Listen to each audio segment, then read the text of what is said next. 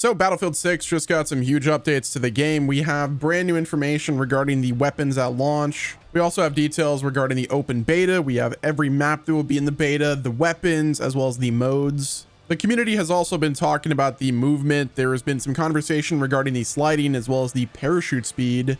So we're going to talk about that as well as the confirmed free-to-play Battle Royale mode coming to Battlefield Labs. We have a lot to cover, so check the chapters for easy viewing and let's dive in. So starting things off, we have official confirmation that Battlefield 6 will launch with 40 plus weapons, which this is a big contrast to the previous game. Like 2042 had very few weapons. And that same thing can be said about Battlefield 5 and Battlefield 1. Like, dude, I just miss having a game like Battlefield 4 that just is packed full of weapons. So much variety and just the ability to jump in and play the game how you want to play, whether it's using an SMG, an LMG, DMR, sniper, shotgun, pistol. Like the fact that there's going to be 40 is pretty awesome, and it bodes well to the future of the game as well. So hopefully 40 is just the minimum, and then as updates come out and like seasonal updates, we get more and more weapons added. Now, one of the criticisms about having 40 weapons is like, how are you going to be able to balance all of those weapons? And the reality is it's going to be tough, but who cares? Like the fact that there's variety is a good thing, especially with the revamped class system. There's going to be variety. Now, my fear is that like, I don't want them to have like a bunch of sidearms and like rocket launchers and stuff that are like taking away from those 40 weapons in the various other classes. Like there should be some solid balance. Obviously assault rifles should be the focus, and then, you know, not as many SMGs or LMGs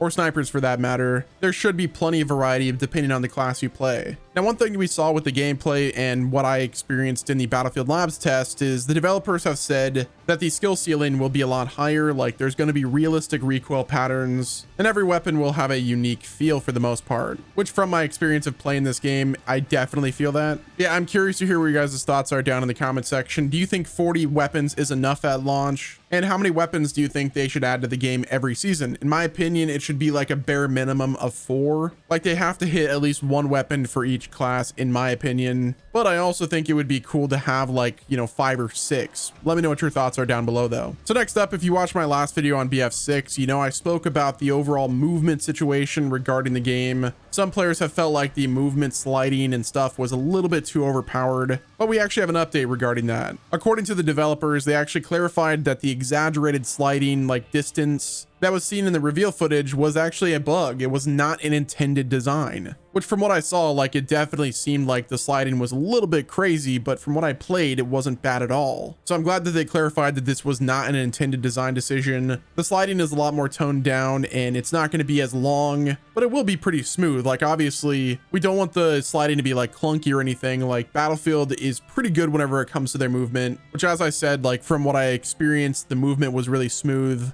And I'm sure that that's also going to translate into the final build of the game, or at least the launch build of the game. Like I'm sure they're going to continuously tweak things to make it all in line to what their vision is. But for now, if you were concerned about the slide, that concern shouldn't be a problem, especially at launch or even in the open beta whenever it drops on the 7th. I've seen some comments that said that like the movement looks like it's Omni movement from COD, and I'm like, no. The movement will have sliding, crouch sprinting, combat dives, landing rolls, leaning, like contextual leaning, not like the, you know, press a button to lean like it's Tarkov, but just stuff that allows you to, you know, peek around corners or up above certain walls. Like it's not going to be a button, which is good. But yeah, from what I've played and what we've seen, the movement is really solid. Like it's not going to be like super sweaty and overpowered. It is a Battlefield game at the end of the day, and Battlefield is always pretty good whenever it comes to the smooth movement, and that's definitely going to translate to the main game. The reason I say that is because, like I said, I played it. Now, another thing that we saw during the reveal event was the parachute speed, which that's also drawn some criticism for it being like super fast. It almost looks like pre-patched Sundance in a way, which if you played Battlefield 2042 pre-patched Sundance, then you know just how cracked that character was. But yeah, so from the footage that we've seen with the parachute speed, I'm guessing that this is also a bug. It's not intended. I don't think they want you jumping off like a container that's like 4 feet tall and then have you go Mach 18 through the entire map 2 feet above the ground. Like that's not what they want. That's not intended. And that's almost a guarantee. Like if they're already commenting about the slide that seems a little bit long and over exaggerated, then I know for a fact that this movement from the parachute is also a bit extreme. Like at the end of the day, it is Battlefield. There's going to be bugs. or as we call them, features, which I'm sure they're going to fix as we approach the beta and the launch of the game. Now, I've also seen some people say that with all the bugs and stuff that we've seen so far, does that mean the game is going to launch and it be a buggy mess? Which, like, it's very possible that that does happen. Like, at the end of the day, like, we don't really know until we officially play the launch build. And that's one of the reasons why it's so important not to pre-order games like this. Like, we can't just say straight up, EA, I trust you, take my money up front, and if I get burned, then, you know, RIP me. So yeah, don't pre-order the game. And if you do, like, if you must do it, make your pre-order on a platform that actually has really solid refunds, like Steam. Steam is really good for refunds. If you actually buy the game on Steam, you don't have to have EA Play downloaded. Like, you can literally just press the play button and then it just opens up the game rather than having EA Play in the background, which I think is a big win. So yeah, if you're concerned about, you know, further bugs and glitches being in the game at launch, I would hope they're going to be on top of like fixing some of the, you know, crazy exploits. But again, the best way to solve that is just wait for reviews, wait for people to actually play the game,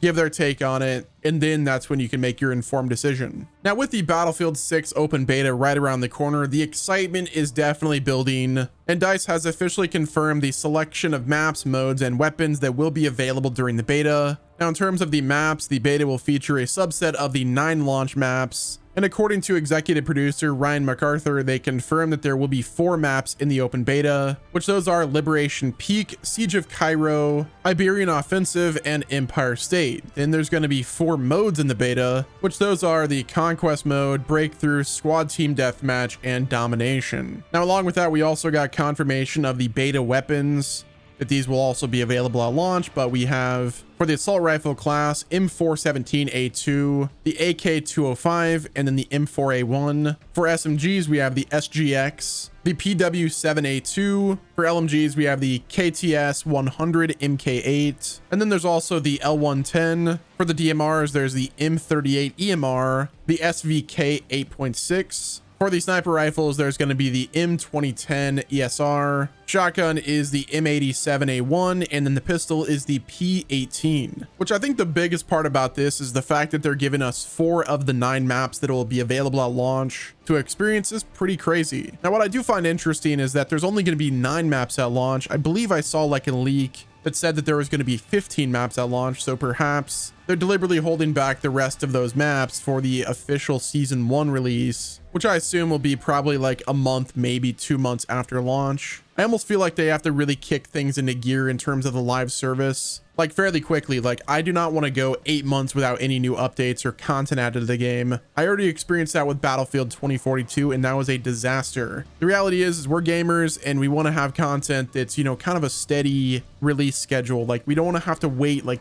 3 months for new content, or even 6 months for new content. Like, we want the stuff in a regular scheduled cadence. So if that is 3 months, then that's fine, whatever. But there is going to be other games that they're competing with, so you almost have to like make sure you have good content to keep people tapped into the Battlefields. I mean, the reality is you've got Battlefield 6 releasing on October 10th, and then 20 days later we have Arc Raiders coming out, which is also ex-DICE developers. And you know they're going to try to make sure that that launch is absolutely crazy. Not to mention there's Call of Duty as well. There's going to be a lot riding on the success of this game, so hopefully they crush it. But they might just have an ace up their sleeve that might bring all of the conversation to Battlefield again, and that is Battlefield 6's Battle Royale, that is confirmed to be a free-to-play Battle Royale according to Insider Gaming, which they reported on that a year ago. Now, this mode is actually set to bring a competitive variant known as Gauntlet, where teams are funneled into escalated confrontation, and it's set to debut in Battlefield Labs in the coming weeks, apparently,